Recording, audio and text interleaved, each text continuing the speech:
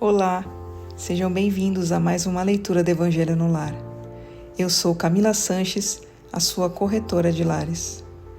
Por favor, separe um copo de água para cada pessoa que desejar receber a água fluidificada. E se você tiver algum animal de estimação, faça a limpeza das vasilhas e coloque água nova. Vamos iniciar com a oração de abertura. Rogamos ao Senhor Deus Onipotente que envie bons espíritos para nos assistir, que afaste os que poderiam nos induzir em erro e que nos conceda a luz necessária para distinguir a verdade da impostura. Afasta também os espíritos maldosos, encarnados ou desencarnados, que poderiam tentar lançar a desunião entre nós e nos desviar da caridade e do amor ao próximo. Se alguns procurarem introduzir-se aqui, faz que não encontrem acesso no coração de nenhum de nós. Bons espíritos que se dignam a vir nos instruir, nos tornem dóceis a seus conselhos. Nos livrem de todo pensamento de egoísmo, orgulho, inveja e ciúme. Nos inspirem compaixão e benevolência para com os nossos semelhantes, presentes ou ausentes, amigos ou inimigos.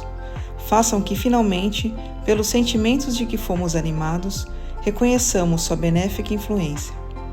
Deem aos médios que escolheram para nos transmitir seus ensinamentos a consciência da santidade do mandato que lhe é confiado e da gravidade do ato que vão realizar, a fim de que o façam com o fervor e o recolhimento necessários.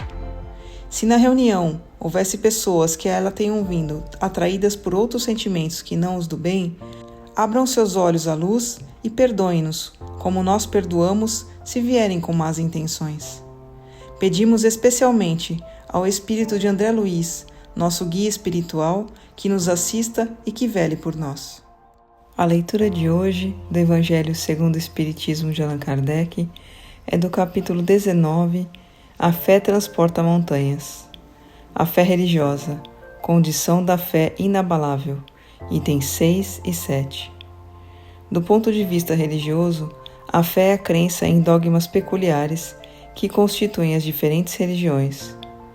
Todas as religiões têm seus artigos de fé. Sob esse aspecto, a fé pode ser racional ou cega. Não examinando nada, a fé cega aceita sem controle o falso como verdadeiro, e a cada passo se choca com a evidência e a razão. Levada ao excesso, produz o fanatismo. Quando a fé se baseia no erro, cedo ou tarde desmorona. Somente a fé que se baseia na verdade garante o futuro, porque nada tem a temer do progresso das luzes, uma vez que o que é verdadeiro na obscuridade também o é à plena luz. Cada religião pretende ter a posse exclusiva da verdade. Pregar a fé cega sobre um ponto de crença é confessar sua impotência em demonstrar que se está com a razão. Popularmente se diz que a fé não se prescreve, o que leva muitos a afirmar que não é culpa sua se não tem fé. Sem dúvida, a fé não se prescreve, e o que é ainda mais certo, a fé não se impõe. Não se impõe, mas se adquire e não há ninguém que seja impedido de possuí-la, mesmo entre os mais refratários. Falamos das verdades espirituais fundamentais e não desta ou daquela crença particular. Não compete à fé procurá-los, cabe a eles ir a seu encontro, e se a procuram com sinceridade, a encontrarão. Tenham, portanto, como certo os que dizem: nada de melhor desejamos do que crer, mas não o podemos. Dizem isso com os lábios e não com o coração, pois ao dizer isso tapam os ouvidos. As provas, no entanto, são muitas em torno deles. Por que então se recusam a vê-las? Para uns é descaso, para outros o temor de ser forçados a mudar de hábitos. Para a maioria é o orgulho que se recusa a reconhecer um poder superior, porque deveria curvar-se diante dele. Em certas pessoas, a fé parece de algum modo inata. Uma centelha é suficiente para desenvolvê-la. Essa facilidade de assimilar as verdades espirituais é sinal evidente de progresso anterior. Outras, ao contrário, só penetram com dificuldade, sinal não menos evidente de uma natureza retardatária. As primeiras já creram e compreenderam, trazem ao renascer a intuição daquilo que souberam. Sua educação é completa. As segundas têm tudo a aprender. Sua educação está por fazer, se fará e se não for concluída nesta existência, o será em outra. A resistência do incrédulo deve-se convir muitas vezes provém menos dele do que da maneira como lhe são apresentadas as coisas. A fé necessita de uma base, e essa base é a inteligência perfeita daquilo em que se deve crer. Para crer não é suficiente ver, é necessário especialmente compreender. A fé cega já não é deste século. Ora, é precisamente o dogma da fé cega que hoje produz o maior número de incrédulos, porque ela quer se impor, exigindo a abdicação de uma das mais preciosas prerrogativas do homem, o raciocínio e o livre-arbítrio. É particularmente contra essa fé que se levanta o incrédulo, e dela é que realmente se pode dizer que não se impõe.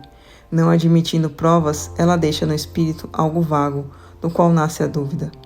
A fé racional, a que se apoia nos fatos e na lógica, não deixa nenhuma obscuridade. Acredita-se porque se tem certeza e ninguém tem certeza, a não ser quando compreendeu. Aí está porque não se dobra, pois não é fé inabalável senão aquela que pode olhar a razão de frente em todas as épocas da humanidade. É a esse resultado que o Espiritismo conduz. Por isso vence a incredulidade sempre que não encontra oposição sistemática e interesseira. Palavra dos Espíritos, graças a Deus. Mas antes de iniciarmos a oração de encerramento, eu quero pedir a você, que ainda não é inscrito em nosso canal, por favor, se inscreva agora. Clique no botão inscrever-se aqui abaixo do vídeo. Aproveita para ativar o sininho das notificações e receber todos os nossos vídeos.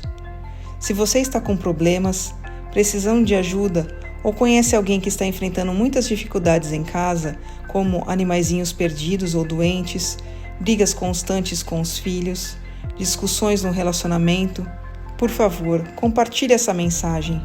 Leia também a descrição desse vídeo e entre em contato conosco pelo WhatsApp.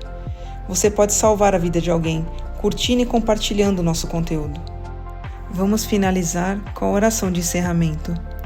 Agradecemos aos bons espíritos que se dignaram vir comunicar-se conosco e lhes rogamos que nos ajudem a pôr em prática as instruções que nos deram e façam com que, ao sair daqui, cada um de nós se sinta fortalecido na prática do bem e do amor ao próximo. Desejamos também que essas instruções sejam proveitosas para os espíritos sofredores, ignorantes ou viciosos, que puderam participar dessa reunião e para os quais imploramos a misericórdia de Deus. Amém.